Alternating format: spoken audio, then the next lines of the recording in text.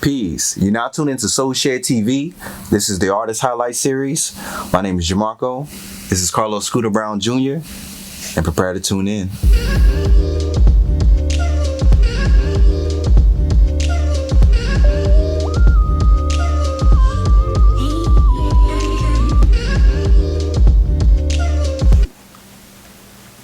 Go whenever. All right, my man. Carlos Scooter Brown. What's the word, sir? How you doing, my brother? All good. How about yourself, man? Pretty good. It's a pleasure to have you here, man. Yes, sir. Thank you. It's good to get you on the show. We've been planning this for a while now, and I think it's just right on time. Right on time. You know, we wanted to get it before certain things, but I think it's good that we're doing it after certain things have transpired. You know, it's a little bit more to talk about. All good. So, before I get into asking you the questions that the people want to know, I am people. Why don't you tell us a little bit about yourself? You know, your background, or where you grew up, how you got into music, and you know, just cool. The recipe. All right, cool. The recipe I give you. The foundation. The foundation. You can't give people the sauce. So you know. Yeah. Well, I'm from East St. Louis, East St. Louis, Illinois. I've been over there like all of my life. So, how I got started in music, I just grew up in church. I always grew up in church. I always grew up around like those aunts and uncles who had like crazy record collections. So like my aunt Shirley, she always had like Motown. Just the whole nine. My pops, he had all the jazz records and the gospel records. That's how I got like hip to Commission, Fred Hammond, BBCC Winans, all that good stuff. So just growing up in the church and just like really raiding my parents' like record collection. Like that's how I really got into music. So music has always been around me. I originally come from a very athletic family. So my aunt, she used to run track with Jackie Joyner. They're real good friends. But you know, the athletic genes kind of skipped me. It didn't hit me. So I tried basketball. Sucked. I love basketball. When did you try basketball? Man, so in high school? No, I ain't get that far. I ain't get that far. Okay. I ain't get that far. So I'm like, by high school, you done wrong. You kind of like, no, you could have been you could have been on the Prince same height. Like, we are. I didn't go out for basketball. That's real. So I tried. So I did basketball 3rd and 4th grade, and then I stopped, and then I tried it again in middle school. So in 3rd and 4th grade, I did the YBL, YMCA, which if you signed up, you were part of the squad. But I thought it was like so cool. I was like, man, I get a jersey. Like I was like, something that's mine. But 6th grade, I tried it out again, and I never forget it was me and this guy named Dominique. And so we was the same height. And he just asked, he was like, you going out for basketball? I was like, man, I brought my shoes just in case, and tried out. They said I was too short. Got my feelings hurt. And then I was joking. Now they discriminated? They discriminated? Real life, yeah. It was like, nah, well, you just ain't going, you can't reach much. I was like, that's what's the name of the school? Lincoln Middle School. Oh, man. But we gotta email somebody for discrimination. Man, nah, look, it worked out. It worked out. It really took me going through like those, I guess, trial and error situations for me to like really find out what was for me, which was music. And I didn't know that at the time, but I was like too busy like, oh man, no, I need to hoop because my pops hoop. I need to run track because my auntie ran track and my sisters ran track. So I figured, okay, like maybe it'll work with me, and it didn't. So, and I'm cool with that. So I ended up getting into music, and I've been playing the saxophone for about 12 years now. So yeah. My first instrument was drums, but Mom threw that away, so I was like, dang. Yeah, she tossed that out. It ain't never too late to pick up drums. I'm good. You good? Okay. I stick to this. Okay, so your background is in the church. Gospel. Yes, sir. Your father's a minister. Yes, sir. How has it had an impact on like you just doing what you do? Hey,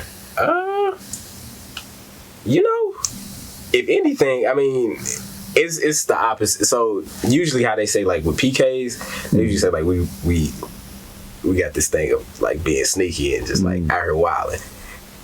that ain't all us. So, like, my pops, he's not strict at all. You know, he's very supportive. In fact, he was a musician, and he still is a musician. He plays trumpet, and so he understands like the culture of gigging, the culture of networking, the culture of like really hanging. You know what I mean? Like being where you want. So like, you know how they say you gotta like dress up for the job you want. He like believes in like going after like, yo, if you wanna be a producer, like, what you doing at the crib? Why aren't you hanging around with like producers? Why aren't you like in the studio or like producing or like doing something that will like put you on the right path to attain that goal? So he's, you know, by my pops being a pastor, man, it's been cool. Mm-hmm. It's been cool, man. Like me and my pops be like this, you know, like that's my dude. So, you know, he never like condemned me for playing worldly music, you know how church folk.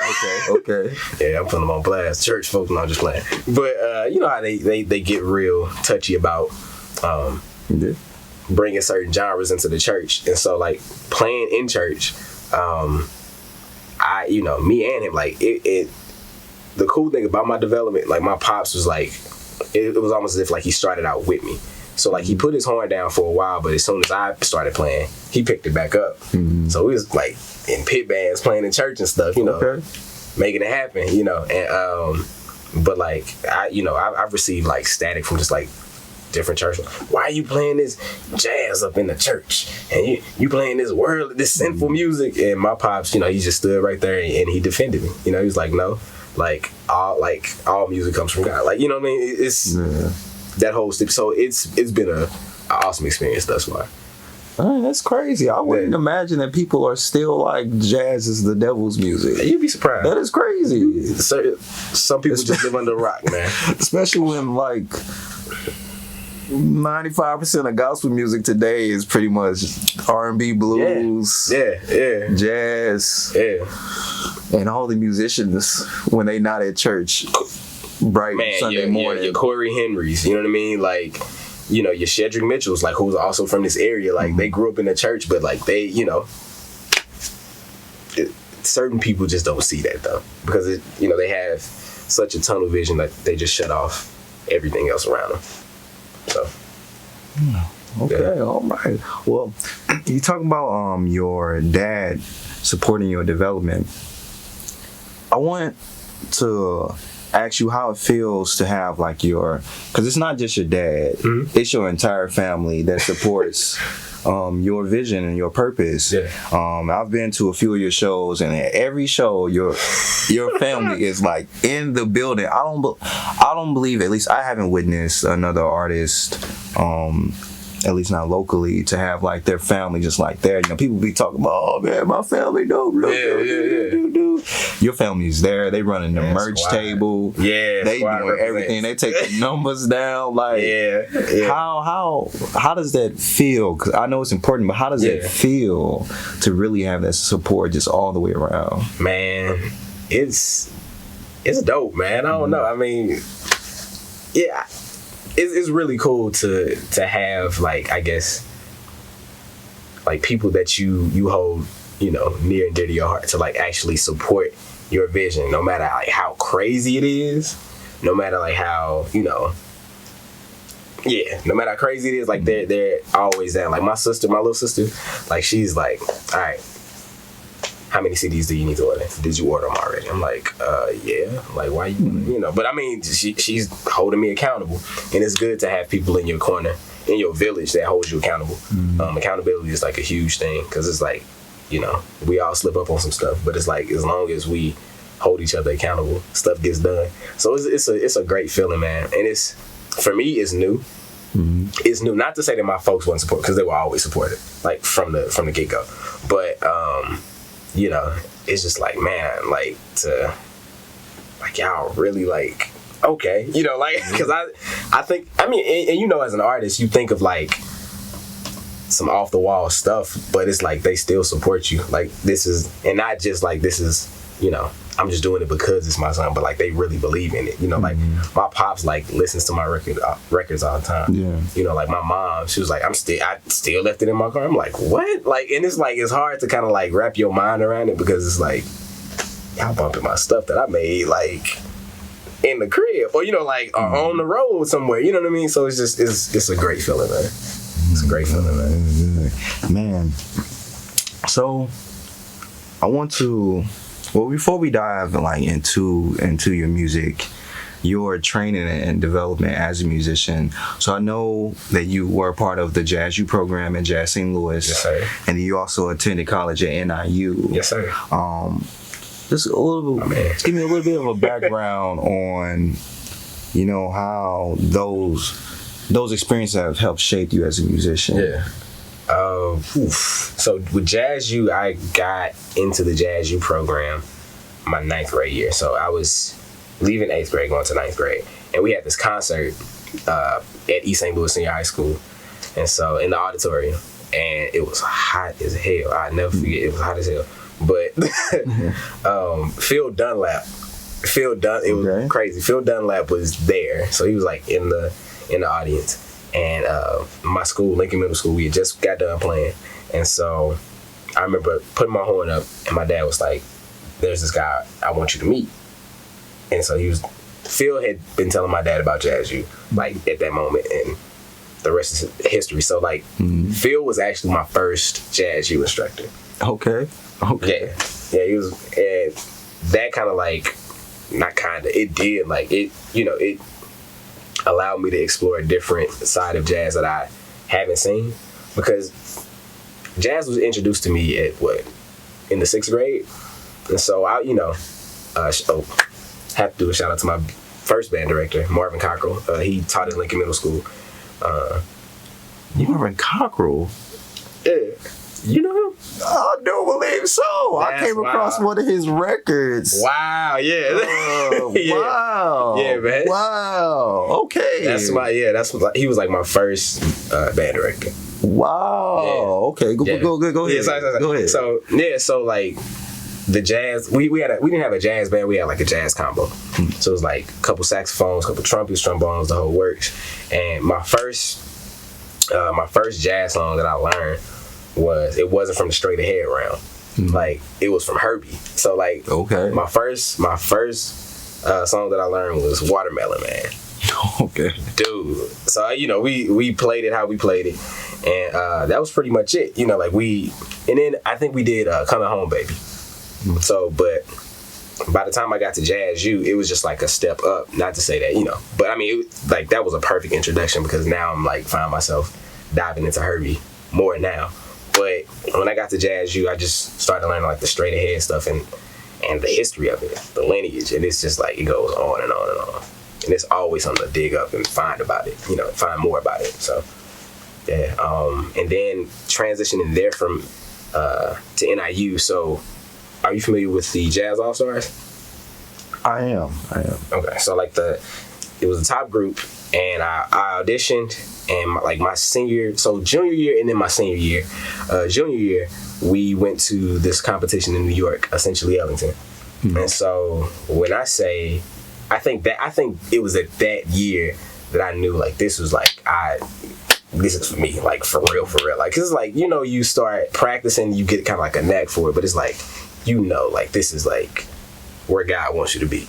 You know what I mean? So we ended up doing this competition. We auditioned, and we've been trying to get in for like years, like as a high school. And so, but East St. Louis is really known for athletics.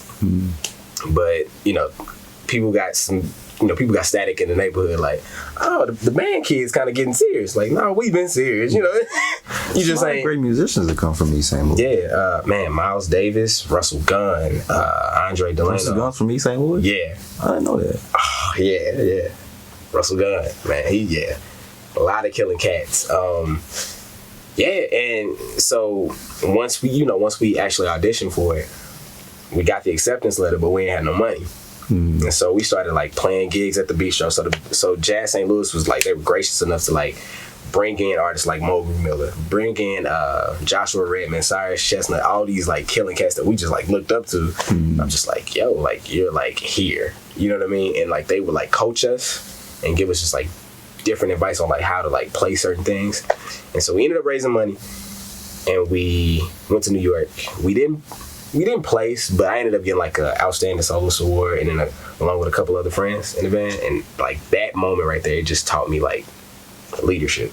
You know what I mean? Because we had to like be responsible for like our own section, and I was kind of like the pick me up guy, like, hey guys, we can do it. Like, and it got annoying to everybody, but I mean, it turned out to be really cool. It was a learning experience. So like being in Jazz U and being in Jazz U like really prepped me for that moment, and that was just like a feeling like no other, to like play like a Duke Ellington song, you know, in front of like 1,000+ people, and like, and plus it's streaming too, and like my eyes were shut the whole time, so it was just like crazy. So it was dope. So that had a lot to do with my development, even now as a band leader now.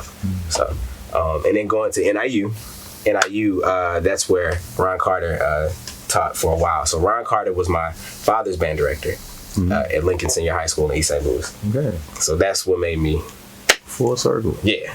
So I was like, yeah, I want to work with him, and ended up going there. In my sophomore year, he retired. So transitioning from Jazz U and high school into college, it was like a huge culture shock. So it wasn't like a lot of folks from East St. Louis. It's all like Chicago people. Yeah. So like they can like sniff you and like, you know, yeah, he ain't from here. You know, like so it's like everybody's talking about stuff like Harold's Chicken and stuff. I was just like, oh, we just got rice houses. I'm like, you got what? You know?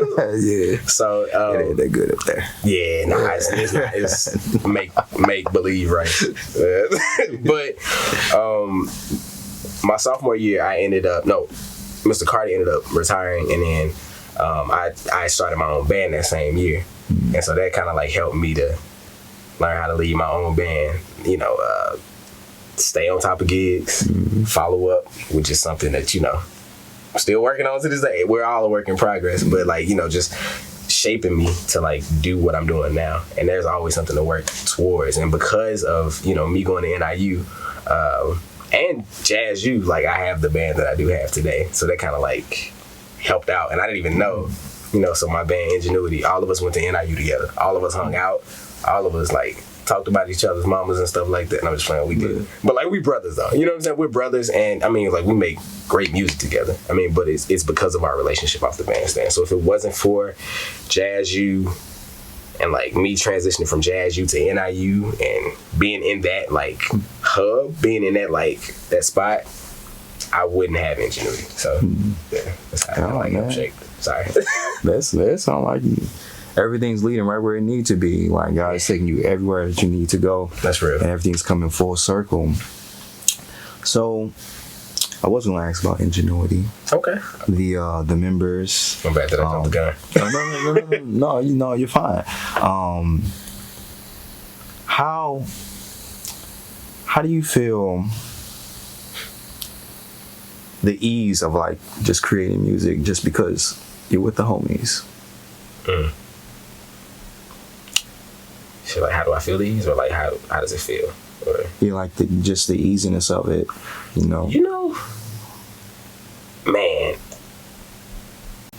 it's the easiness comes with like its benefits and its like its downfalls. You know what I mean? Man, I mean right off the bat, I mean the vibe will always be there. Like if we just argued and we squashed it, like we're grown enough and we're mature enough to know like, okay, let's put this stuff aside for like 2 hours. We'll get to it later, but it's something I think all of us understand.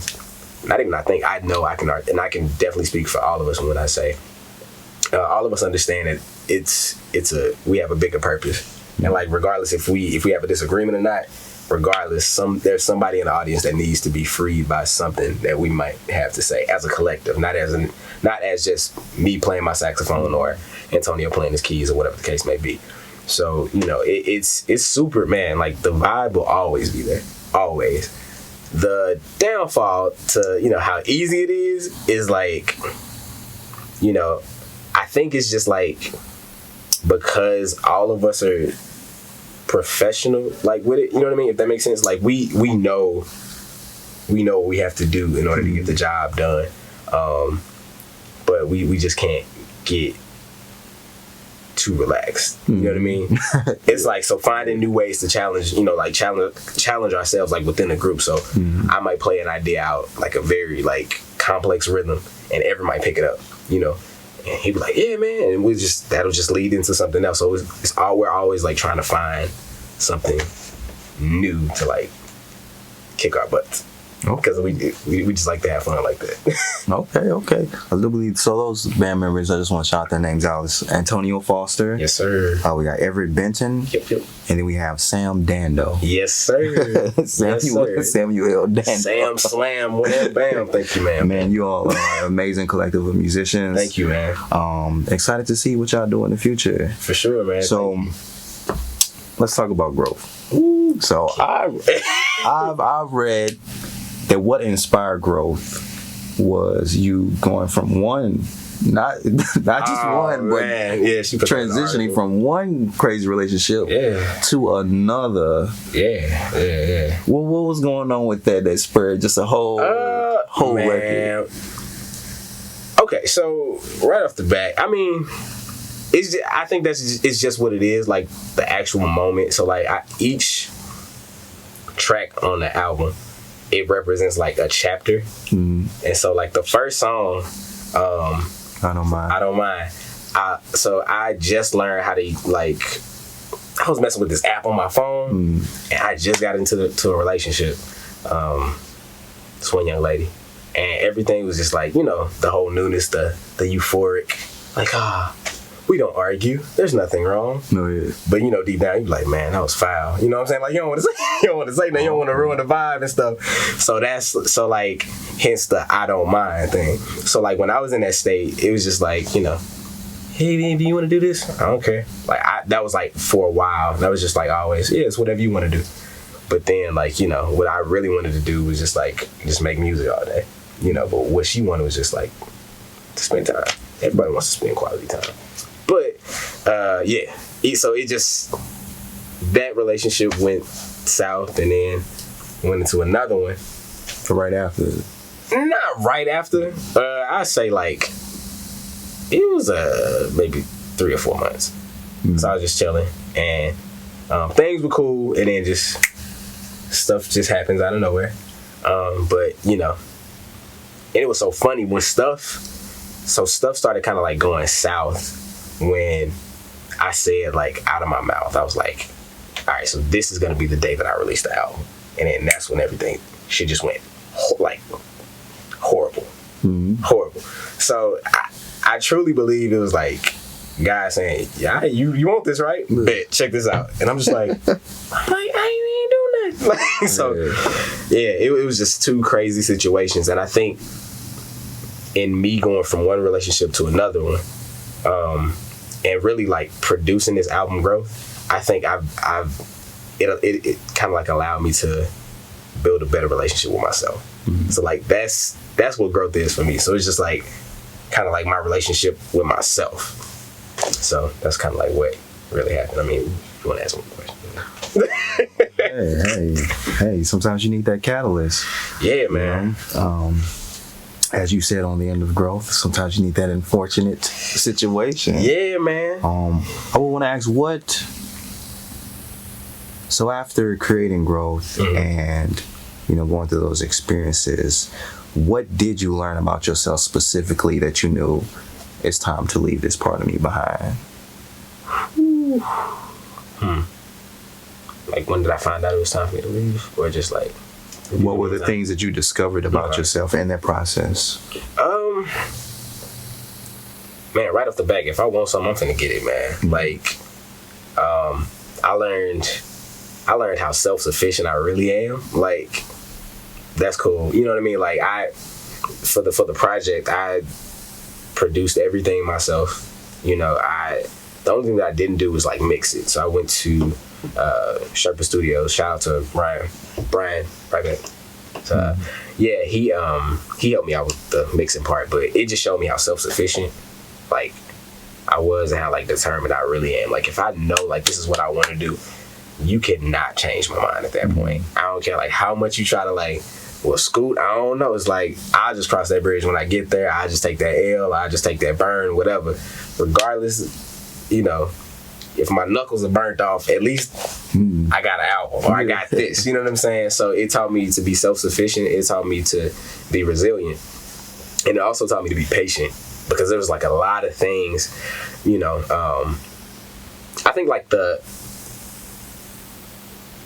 hardest thing for me was in creating it was like putting a deadline on it, because I've been like saying I'm gonna do it, but I think like when I put a deadline to it, I was like, okay, I really have to like do it now. You know what I mean? So just like accountability more than anything. So just that, and do what you said you're gonna do, man. You know what I mean? Like you can BS everybody, but you can't BS yourself. And I think that was for me, that was it. I was like, I got tired of like waking up and like, okay, what do I have to show for this that I went through? You know, not to say that, you know, I needed to post a long Facebook status, because I'm not like that. Oh, this is what happened today. Like, bump that. But it's like, for me, like, and it was deep, man. Like 2018, I said, I realized, I was like, man, I ain't got nothing to show for this year. And I was like, okay, it's time to change that. And so just got tired of stop BSing myself, man. Had to do it. Okay, yeah. That's real growth. Shit, man. That's real. Man, so the record, it's not what you would expect from a musician who is coming from traditional jazz training. Mm-hmm. I tried to count. There's like only a few records on it that you're actually even picking up your sax and playing. Yeah. Like most of it is like hip hop and vocal samples. Mm-hmm. You just producing the tracks. Yeah. And some of them aren't even like traditional or even modern jazz. Yeah. Like, how do you feel like it was important for you to not get stuck in what people may have expected from you, and to incorporate these different things, even the DJ mixing and everything? Oh, man. I knew coming out the gate, like I didn't want to have like a traditional jazz record. Mm-hmm. I love Cannonball Adderley. I love Kenny Garrett, Miles Davis. You know, I love those guys. Herbie. But even Herbie, like he like didn't stay in that, you know what I'm saying, in that straight ahead box. Like he got out, you know, with records like Sunlight, you know, or Feet Don't Fail Me Now, where he's on the vocoder and stuff like that. Yeah. And I just didn't want to be a one trick pony, man. I wanted to like make something that I would like, because I think for me, and this is like for any artist too, like that you go through a period where you like start to like become so self-conscious. It's like, okay, well, let me play something that I think my teacher would like, or let me play something that I think will get the crowd going. And it's like, when you do that, it's cool. You get your oohs and ahs, but at the end of the day, it's like, you know, you left some money on the table at some point. So I didn't want to leave any money on the table, and I just wanted to make something that I would like pay for, you know. So that's what that was like my frame of mind while creating growth. Okay. So I definitely want to ask before we go, how did you get into DJing? Okay. So I got into DJing. Okay, so a long time ago. Like I said, my aunts, uncles, and all that, like they always had vinyl. Mm-hmm. And you know, they would always like hire a DJ. So the DJ would be my cousin Dilly. So that was like my first. Shout out to my country cousin Dilly. He's somewhere in Mississippi DJing. But he didn't DJ. He didn't use like any turntables. Dilly just used like CDs. It was weird because, you know, you got like this big old. So he had a big old stereo. My aunt Shirley, they would use this big old stereo like system, and it was like maybe 5 or 6 discs at a time. And so like he would just go back and forth between that. And so fast forward, I was looking on YouTube. I was on YouTube, and I typed in Kareem Riggins. And man, for those y'all like, well, for y'all who are not into Kareem Riggins, like he's like a beast. But I seen where Kareem Riggins was playing with a DJ. I was like, okay, that's cool. And then it was another set where he was actually DJing. I was actually at work, man. I was at work, and I had the office to myself, so I'm bumping it. And this dude, it was like a boiler room set, and so Kareem Riggins was DJing, and so he plays this like calypso song, St. Thomas, like by Sonny Rollins, another jazz cat, like straight ahead, and he goes from that to like Atomic Dog, and I don't know how he did it, but it was just a whole mood change. And so the people like in the room, it was just like a nice little intimate setting like this, and it was like this dude on his phone the whole time, and then as soon as that he said, he was like, yeah, you know, and it was like cold. And so I ended up hitting up a good friend of mine, Lamar Harris. He's an amazing DJ. And so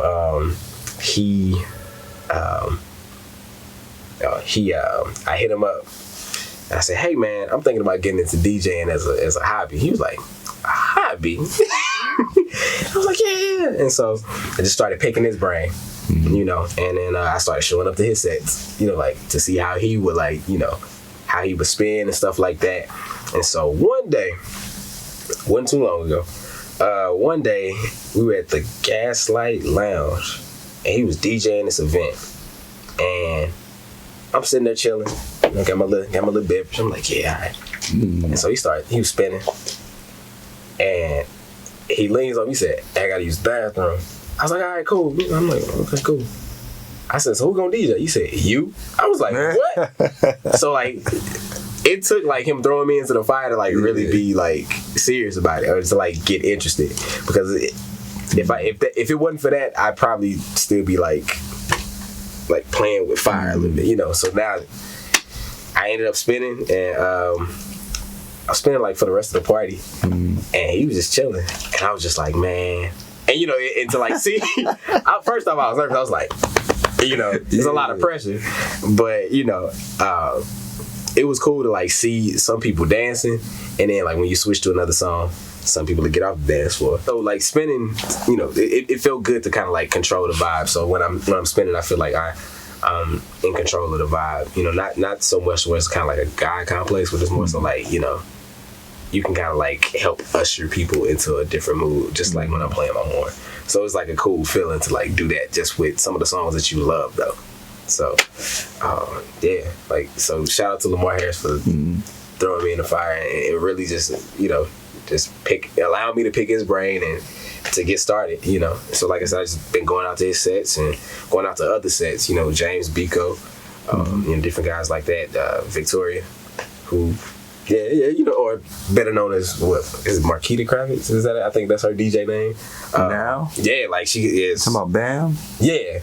It's like Marquita Kravitz, then like it's crazy, like different alias names or something like that. But yeah, different ones. Yeah, or going to Afro Sexy Cool, you know, different events like that. Just allows you to be you, like amongst your people. So it's a cool feeling. So I just love to provide good vibes, man. That sounds like hippie-ish, but I mean, I shouldn't say hippie-ish. But you know what I mean? That's what I just want to do. That is dope. That you're not standing in just one place. It's just you're constantly expanding as you should. Sure. The last thing that I want to piggyback off of that, the last thing I want to ask you, you know, you developed this relationship with Lamar Harris, you know, kind of take on a mentorship thing. I've seen you at your shows bring on this young man, and you've been kind of ushering him into getting out and playing and doing his thing and taking on that mentor role as well. Sure. And I feel like that's a common thing in like being a musician and being a black man musician. I feel like that's something that's like really understated, that there are always mentors and male mentors for black musicians. How do you feel, you know, stepping into that role now that you've gone and you've pushed yourself past certain experiences? You've grown enough to be able to show someone else how to find their own path. Just speak on that just a little bit. It feels cool, man. I have a goal, and this is not to sound corny, but I have like my main goal in life is to like die empty. Like I don't want to die with anything left in me. right? So, Miles Monroe, Miles Monroe, he said in his book, it was like a book about potential. My pops like let me borrow the book years ago, but he was saying that that the richest or the wealthiest place in the world is like the graveyard, because there's so many people that die with like cures to cancer, cures to different diseases, books that like probably could have set like nations free, you know what I'm saying? Or just like million-dollar ideas, multi-million-dollar businesses and things like that. And it's like, I don't want to be another person that's a part of that number. Like, I'm trying to leave this joint like with nothing left. You know what I'm saying? And that's like one of my main reasons why I have no issue at all. But like, if I have some information and I know that I can help somebody out, pass it on, because it wasn't mine to begin with. So it's like, why are you harboring it? Why are you holding on to it? So and Mikhail, I'm allowed to say that. So Mikhail Hines was one of my students. So I run the Jazz Academy program at Jazz St. Louis, and so Mikhail was like one of my top students. And so me and Lamar and the other instructor there, Travis Lewis, we all kind of like seen that he was just like picking up on this stuff like real quick, you know what I mean? Yeah. And even in that, just like by a simple conversation just like this, he put me on the Tame Impala. Like, I wasn't hip to Tame Impala. What? Yes, he put me on the Tame Impala. He was like, hey, Mr. Carlos, you hip to Tame Impala? I was like, who? Tame who? So I looked it up. And I put two and two together. I was like, oh, so these are the people that did that Rihanna track. And I was like, And so in exchange, I put him on the J Dilla. And so he came back the next day. He was like, man, I really like this track. And so that's how kind of like that relationship started to build. And plus he played the best instrument in the world, saxophone. Sorry, but not sorry. But yeah, he, I just seen how hungry he was. And it reminded me a lot of myself. Just like, even now, just like I'm always like trying to figure out like how can I learn about music, or how can I learn more about this or that. So he had that fire, and I was like, you know what? Yeah, my man. So I invited him on stage to play with me in my darkroom residency, or my residency that I had with the Kranzberg Arts Foundation. And so I told him, I said, hey, like what key do you want to play this blues in? Because in Jazz Academy we've been going over like just a few different keys. So I'm thinking he's gonna say B flat, E flat. He's like, nah, let's do A flat. A flat, I'm sorry. And then it shocked me, because it's like he took the extra step to like learn a different key that we haven't really been like we've yet to really dive into. And so like that, even right there, that showed me that he's like hungry for it. And then I invited him on stage in my show a couple weeks ago at the Bistro. So it was like, it's cool to like sit back and see like, man, not necessarily like I don't care about my name being called. I'm like, oh, I had a hand in that. Nobody care about that. They really don't. Like, sorry, you know what I mean? But it feels good to know that, that once we leave, like the generation behind us, like they can like take it to a different level. And that's what it's about. Because I feel like, our generation, we can only do so much. And just like, my father's generation and so on and so forth, it's just like, they took it, as far as they could. And then when they couldn't no more, they passed it on to us. And so you got to continue to pass it on. So that's what made me like want to like really get into like mentoring more. And so like that kid, he's just like, he's going to be a beast. He's going to be a problem. Like Mikhail Hines. Remember that name? Yeah. Well, you heard it here first. My man. It was a pleasure having you. Pleasure's all mine, bro. Man, looking forward to all the things that you do in the future. Yes, sir. Continue to grow. Continue to help others and aid in finding their paths. Yes, sir. I want to end this kinda. I think you're gonna catch it. So I'm gonna say 1, 2, 3. Grow. Hey. Peace, y'all. This is Associate TV. We out. Peace, everybody. My name is Carlos Scooter Brown, and this is Grow.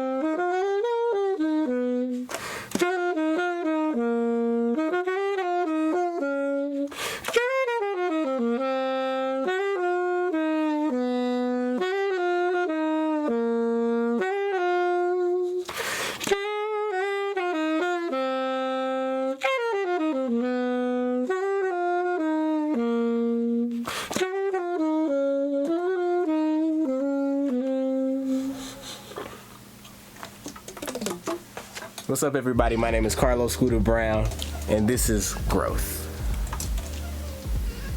What the fuck am I? It's that bullshit I be talking about. You wanna try it again?